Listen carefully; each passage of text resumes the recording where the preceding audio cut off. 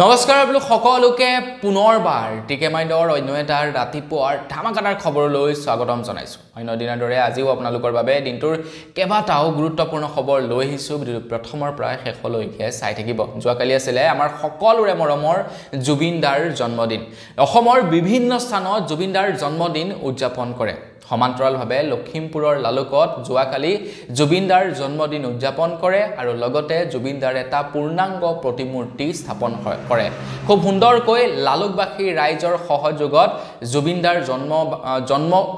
জন্মদিনটো উদযাপন কৰে লালুকবাসীয়ে আৰু খুব সুন্দৰ এটা প্ৰতিমূৰ্তিৰো স্থাপন কৰে। তো লখিমপুৰ লালুকবাসী ৰাইজক ধন্যবাদ জনাইছো। মইও অৱশ্যে লালুকৰে হয়। তো আগবাইছো আজিৰ প্ৰথম খবৰটোৰ ফালে। প্ৰথম খবৰটো ওলাইছে জুবিন দাৰ ওপৰতে। তো যোৱাকালি মানস ৰবিনে জুবিন দাৰ জন্মদিনৰ দিনাখন ঘোষণা কৰিছে যে জুবিন ক্ষেত্ৰত যিসকল লৰাই নেকি নন ষ্টপ কাম কৰি আছে প্ৰত্যেকজন লৰাকে 10,000 টকাকৈ তেখেতে প্ৰদান কৰিব বুলি জনাইছে। কাৰণ যি কেইজন লৰাই তাতে কাম কৰি আছে তেওঁলোকক চৰকাৰৰ ফালৰ পৰা না কিবা দৰমহা প্ৰদান কৰিব, না গৰিমা গাৰ্গে সেই কাম কৰিবৰ কাৰণে আহ্বান জনাইছে বা না কোনোবা লোকে তেওঁলোকক কাম কৰিবৰ কাৰণে নিযুক্তি দিছে। তেওঁলোকে বিনা পইচাৰ আশাত নিজৰ ফালৰ পৰাই তাতে তেওঁলোকে সেৱা আগবঢ়াই গৈছে। তো মানস ৰবিনে কৈছে যে তেওঁলোকক 10,000 টকাকৈ আগবঢ়াব বুলি জনাইছে জুবিন ক্ষেত্ৰত যিসকল লৰাই নেকি কাম কৰি আছে। আগবাইছো ইয়াৰ পাছৰটো খবৰ ফালে। 26ত আহি আছে বিধানসভা নিৰ্বাচন। 26ৰ বিধানসভা নিৰ্বাচনৰ পূৰ্বে খবৰ ওলাই পৰিছে যে আমাৰ অসমত 26ৰ বিধানসভা নিৰ্বাচনৰ পূৰ্বে এখন ভোটাৰ তালিকা প্ৰকাশ কৰা হ'ব। যোৱাকালিৰ খবৰটোত মই আপোনালোকে এই সম্পৰ্কত জনাইছিলো যে আপোনালোকৰ যদি ভোটাৰ কাৰ্ডৰ লগত জড়িত কিবা কাম কাজ আছে 2 ফেব্ৰুৱাৰীৰ পূৰ্বে আপোনালোকে সেই কাম কাজবিলাক কৰিব লাগিব। এতিয়া নিৰ্বাচন আয়োগে যোৱাকালি সংবাদ মেলৰ জৰিয়তে জনাইছে যে অযোগ্য লোকসকলৰ নাম কৰ্তন যাব এইবাৰ ভোটাৰ তালিকাৰ পৰা। ভোটাৰ তালিকাত অন্তৰ্ভুক্ত হ'ব কেৱল যোগ্য লোকসকলৰহে নাম। ভাৰতীয় নাগৰিকৰ নামহে অন্তৰ্ভুক্ত হ'ব কেৱল ভোটাৰ তালিকাত। ঠিকনা সাল সলনি হোৱা ভোটাৰৰ নাম এটা নিৰ্দিষ্ট স্থানতহে অন্তৰ্ভুক্ত হ'ব বুলি জনাইছে। মানে ধৰি লওক আপুনি এঠাইৰ পৰা আন এঠাইলৈ বিয়া হৈ গৈছে, তেনে অৱস্থাত আপুনি যদি সেই ঠাইটো পুনৰবাৰ নতুনকৈ ভোটাৰ কাৰ্ড এপ্লাই কৰিব বিচাৰে আপোনাৰ ৰিজেক্ট হ'ব, কাৰণ অলৰেডি আপোনাৰ এখন ভোটাৰ কাৰ্ড আছে। তো তাৰ কাৰণে ইয়াৰ ভোটাৰ কাৰ্ডখন আপোনালোকে ট্ৰান্সফাৰ বা মাইগ্ৰেট কৰিব লাগিব, তেতিয়াহে আপোনালোকে প্ৰকৃত ভোটাৰ কাৰ্ড পাব, নহলে আপোনালোকৰ ভোটাৰ কাৰ্ডৰ ভোটাৰ লিষ্টৰ পৰা কিন্তু নাম বাদ পৰিব। এই ভুলটো কেতিয়াও আপোনালোকে নকৰিব।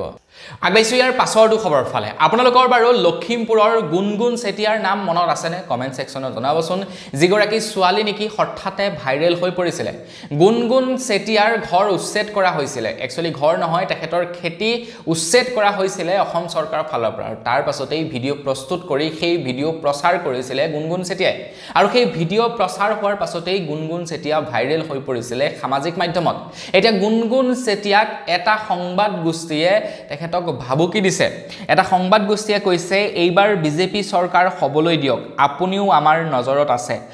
অসমীয়া সংবাদ নামৰ এটা ফেচবুক পেজৰ পৰা ভাবুকি গুণগুণ চেতিয়াক। আপোনালোকে চাওকচোন, সংবাদ মাধ্যমে কৰিব লাগে কি কাম, সংবাদ মাধ্যমে কৰি আছে কি কাম। ইউটিউবাৰ বিলাকে ৰিয়েলিটি দেখাবলৈ লৈছে, সংবাদ মাধ্যম কিছুমানে আকৌ কণ্টেণ্ট বিচাৰি হাবাথুৰি খাইছে। গতিকে মানে কি চলিছে বৰ্তমান সময়ত, সকলোকে মুঠতে এডভাৰটাইজমেণ্ট লাগে, সকলোকে মুঠতে পইচা লাগে। বাকী ইউটিউবাৰ বিলাকটো আছেই, পাছে পাছে এতিয়া সবেই দৌৰিছে এডভাৰটাইজমেণ্টৰ লোভত। এতিয়া জাষ্টিছ ফৰ জুবিন গাৰ্গো লিখিবলৈ পাহৰিছে একাংশ ইউটিউবাৰে। আগবাইছো ইয়াৰ পাছৰটো খবৰ ফালে। ইয়াৰ পাছৰ খবৰটো ওলাইছে আমাৰ সকলোৰে মৰমৰ জুবিন দাৰ ওপৰত। অসমৰ মুখ্যমন্ত্ৰী ডক্টৰ হিমন্ত বিশ্ব শৰ্মাদেৱে জনাইছে যে একাংশ লোকে জুবিন গাৰ্গক ষড়যন্ত্ৰমূলকভাৱে মদ্যপান কৰাইছিলে যাতে জুবিনক ব্যৱহাৰ কৰি টকা পইচা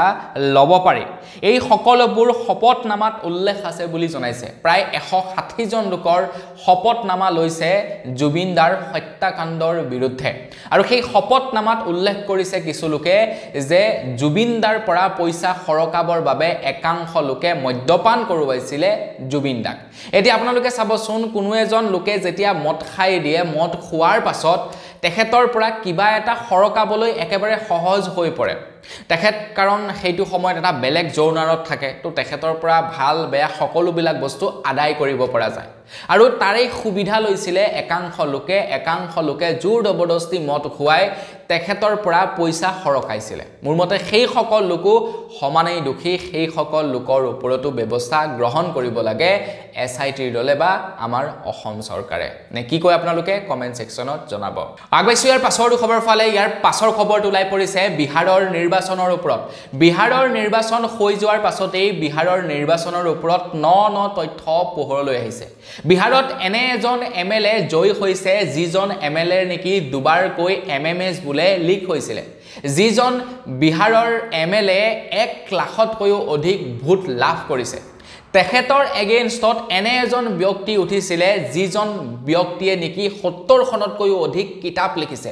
যিজনৰ কিতাপ নেকি পঢ়ুৱা হয় ছাত্ৰ-ছাত্ৰী সকলক তেখেতক মানুহে ভোট নিদিলে এটা ৰিচাৰ্জত প্ৰকাশ পাইছিলে যে যিবিলাক মানুহৰ নেকি ক্ৰিমিনেল ব্যাকগ্ৰাউণ্ড থাকে তেখেত লোকহে বুলে পলিটিক্সত আটাইতকৈ বেছি সফল হয় যিবিলাক মানুহ নিট এণ্ড ক্লিন তেওঁলোক পলিটিক্সত সদায় বিফল হয় বুলি এটা খবৰ ওলাই পৰিছিলে এতিয়া তেখেতৰ অলৰেডি ক্যাৰেক্টাৰ বেয়া দুবাৰকৈ এমএমএছ ভাইৰেল হৈছে গতিকে সেই ব্যক্তিজনে সমাজৰ কাৰণে আপোনালোকৰ ল'ৰা ছোৱালীৰ কাৰণে আপোনাৰ ছোৱালীৰ কাৰণে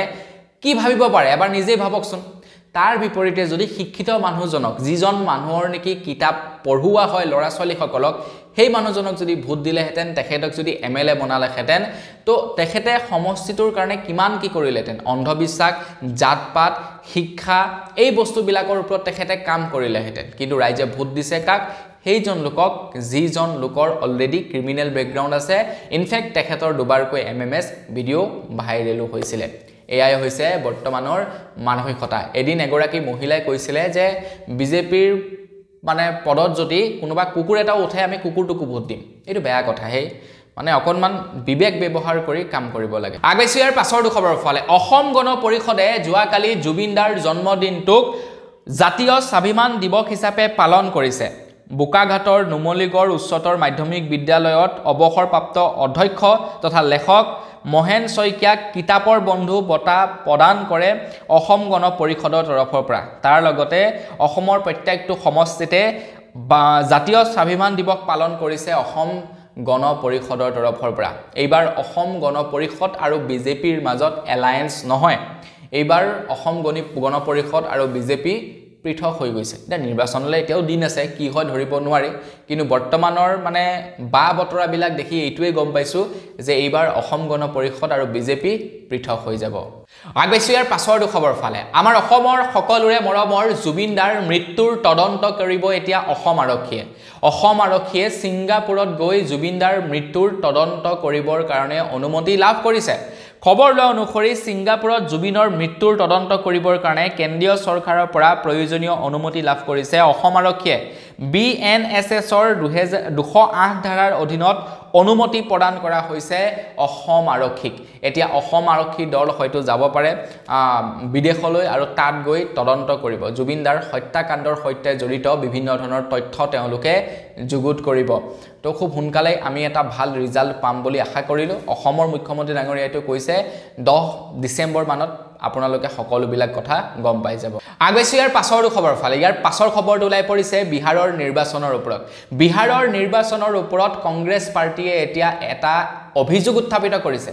কংগ্ৰেছ পাৰ্টিয়ে কেইটামান তথ্য দাঙি ধৰিছে আৰু তেখেতলোকে কৈছে যে ইভিএম হ্যাক কৰা হৈছিল বিহাৰৰ নিৰ্বাচনত কংগ্ৰেছে কৈছে যে বিজেপিৰ কেইবাজনো সদস্য এনেকুৱা মানে সিমিলাৰলি জয় হৈছে বিৰাট আচৰিত যেন লাগিছে মানে বিহাৰত কেইবাজনো বিজেপি প্ৰাৰ্থী 1,22,122,400 এনেকুৱা ভোট লাভ কৰিছে মানে আপোনালোকে কমন দেখিবলৈ পাব 5 জনকৈ ব্যক্তি চাওক আপোনালোকে এজনে পাইছে 1,22,480টা ভোট এজনে পাইছে 1,22,491টা ভোট এজনে পাইছে 1,22,408টা ভোট এজনে পাইছে 1,22,773টা ভোট আন এজনে পাইছে 1,22,494টা ভোট তো কংগ্ৰেছ পাৰ্টিয়ে কৈছে ইভিএমত এইবাৰ 122ৰ এটা বৃহৎ সেটিংস কৰি দিলে এটো এটা অভিযোগ উত্থাপিত কৰিছে কোনো প্ৰমাণ নহয় কিন্তু মানে কি হৈছে তেওঁলোকৰ যেটো ফলাফল সেই ফলাফলটোৰ ওপৰত মানে ভিত্তি কৰি তেওঁলোকে এটো সন্দেহ কৰিছে যে ইভিএম এবাৰ হেক কৰা হৈছে বুলি বাৰু যি কি নহওক ইলেকশনত হাৰিলে এনেও বিভিন্ন কথা ওলায় হয়নে নহয় যেতিয়া মাছটো হাতৰ পৰা গুছি যায় মাছটো এনেও ডাঙৰ থাকে যদি মাছটো ধৰা যায় তেতিয়াহে গম পোৱা যায় মাছটো ডাঙৰ নাছিলে সৰু আৰু হাতৰ পৰা যোৱা মাছ সদায় ডাঙৰেই থাকে আগবাইছো ইয়াৰ পাছৰ দু খবৰ ফালে খবৰলৈ পৰিছে ভোটাৰ তালিকাৰ ওপৰত মই কৈছো আপোনালোকক ২৬ৰ বিধানসভা নিৰ্বাচন হ'ব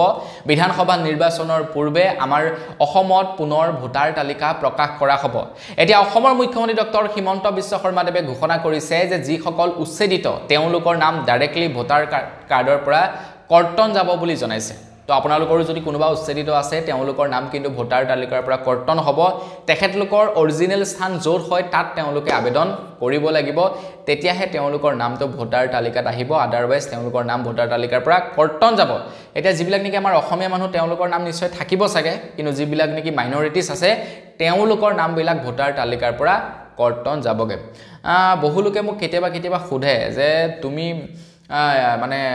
কোনটো পলিটিক্যাল পাৰ্টিক সাপোৰ্ট কৰা কেতিয়াবা দেখো বিজেপিক সাপোৰ্ট কৰি থকা কেতিয়াবা দেখো কংগ্ৰেছক সাপোৰ্ট কৰা কেতিয়াবা দেখো কংগ্ৰেছৰ আপোনালোকে মানে কংগ্ৰেছৰ হৈ কথা কৈ আছে কোনোবা এদিন বিজেপিৰ মানে বেয়াটো কৈ আছে মই কোনো পাৰ্টিৰ নহয় একচুয়ালি সংবাদ মাধ্যম কোনো পাৰ্টিৰ খবৰ নালাগে পুৰা ষ্ট্ৰেট ফৰৱাৰ্ড একদম নিৰপেক্ষ খবৰ দিব লাগে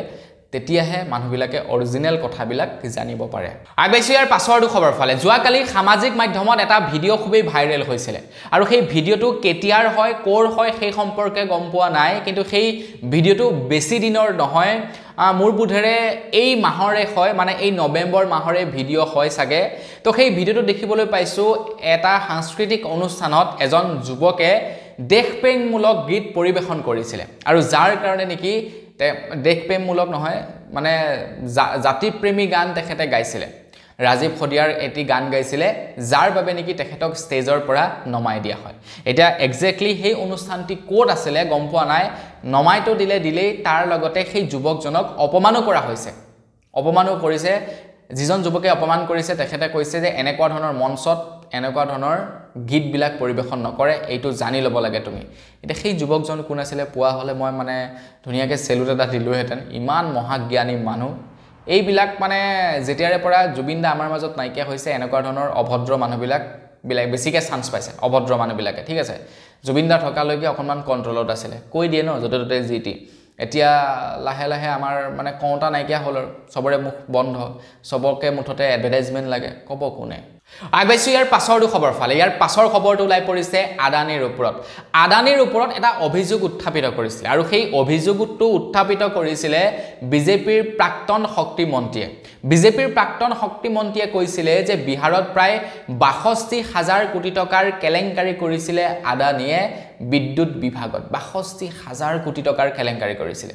আৰু এই কেলেংকাৰীৰ সিবিআই তদন্ত বিচাৰিছিল বিজেপিৰ প্ৰাক্তন শক্তি মন্ত্ৰীয়ে তাৰ পাছত কি আৰু সিবিআই তদন্ত দিব লাগিছিল কিন্তু যেতিয়াই নেকি শাসনত আহি গল তাৰ পাছত কি কৰিলে সেই প্ৰাক্তন মন্ত্ৰীজনকে বিজেপিৰ পৰা বহিষ্কাৰ কৰি দিলে বাৰু যি কি নহওক যি কৰিলে ভালেই কৰিলে ইমান ডাঙৰ এটা এলিগেশন লগাই নেকি ইমান এজন ভাল মানুহ ইমানখিনি কেলেংকাৰী কৰিবই নোৱাৰে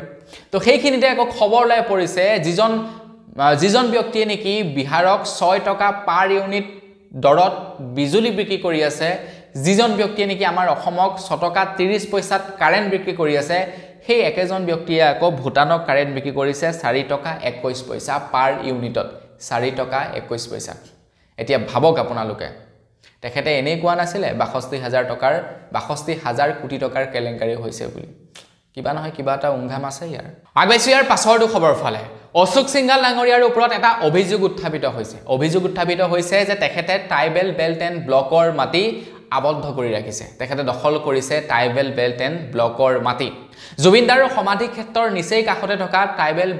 বেল্ট এণ্ড ব্লকৰ মাটি তেখেতে লৈ ৰাখিছে বা ব্লক কৰি ৰাখিছে বুলি এটা খবৰ লাই পৰিছিল তাৰ পাছতেই আকৌ অশোক সিংঘাল ডাঙৰীয়া দেৱে এটা মানে তেখেতে কৈছিলে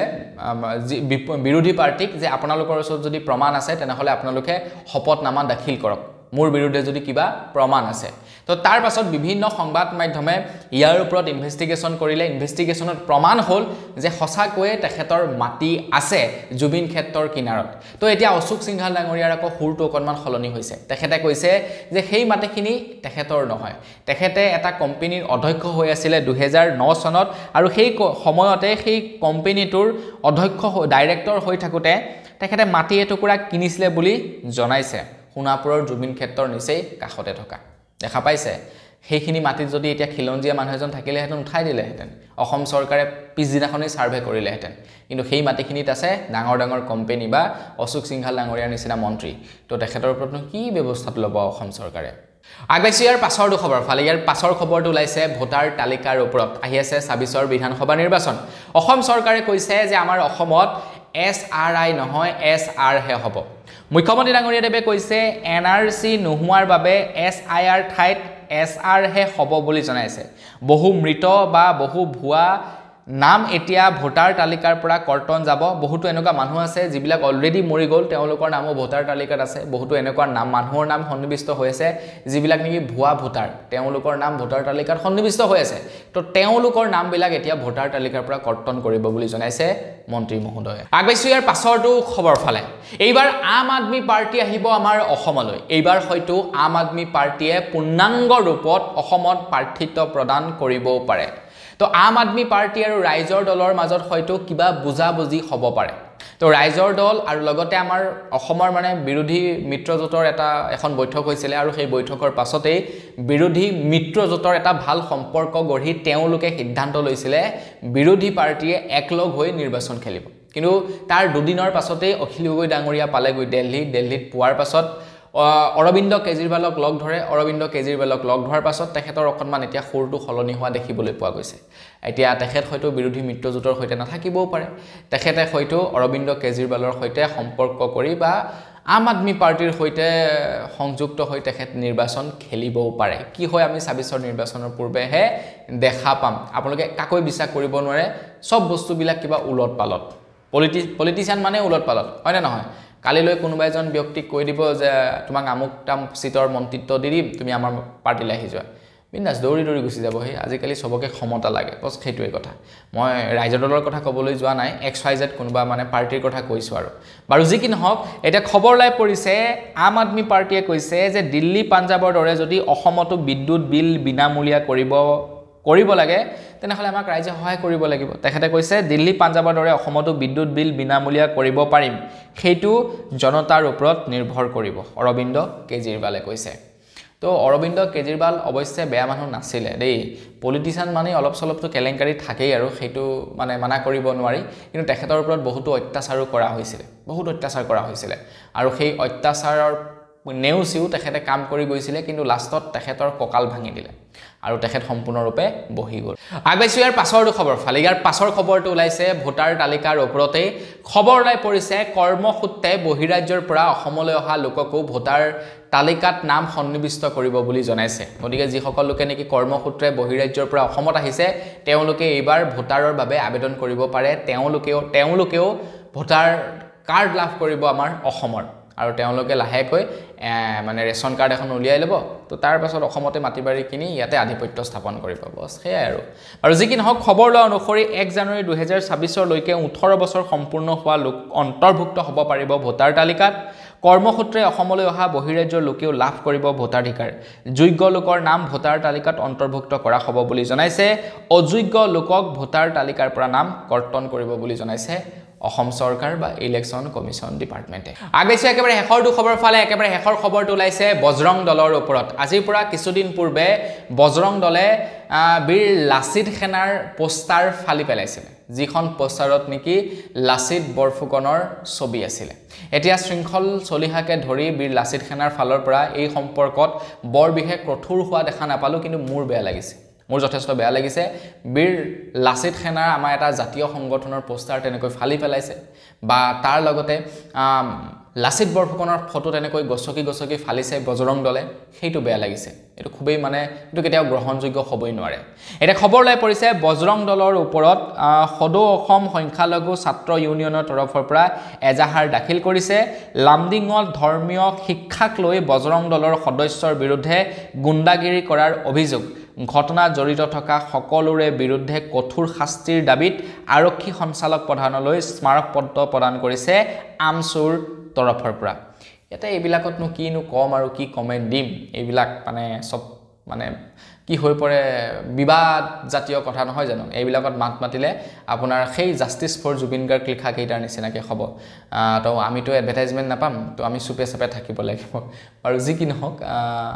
আজিৰ ভিডিও জনাবলগীয়া খবৰ ইমানেই আছে মানে বহুত বেয়া লাগিছে কেইজনমান মানুহলে চাই পেনে আৰু যি কেইজনে নেকি আপোনাৰ এডভাৰটাইজমেন্টৰ লোভত পৰি তেওঁলোকে #justice4jubin garg লিখিবলৈকে পাহৰিলে আছে বহুতো এনেকা ইউটিউবাৰ আমাৰ অসমত মানে খুব বেয়া লাগিছে তেওঁলোকৰ সাকে দেই কিমান যে লোভনীয় মানুহ তো বন্ধুবান্ধৱ সকল বস আজিৰ ভিডিও জনাবলগীয়া খবৰ ইমানেই খবৰ কেতিয়া জানি কেনে পালে কমেন্ট সেকশনত জনাব যদি ভাল লাগিলে লাইক এটা কৰিব চেনেলটো সাবস্ক্ৰাইব কৰা নাই সাবস্ক্ৰাইব কৰি ল'ব পুনৰ এটা ভিডিও লগ পোৱাৰ খাতিৰে বিদায় মাগিছো ধন্যবাদ জয় অসম